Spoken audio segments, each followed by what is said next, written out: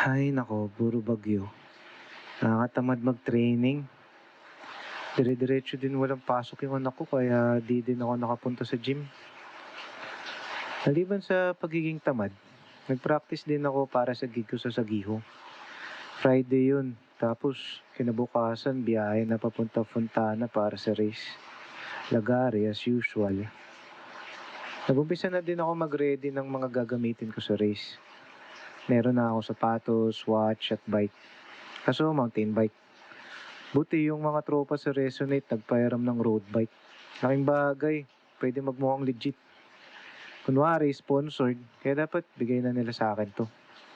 Ang problema ko yung tri-suit na in-order ko nung 99. Hanggang ngayon, nasa China pa. Sabi, kaya pa abutin on time. Kakabuisit. Bumalabs na umasa dun. Siguro mag-rash guard at cycling shorts na lang ako. Bawian ko kaya ang mga yun. Return ko kunwari wrong size. Wala na. Na natin kung ano level ng galit ko by din. Okay,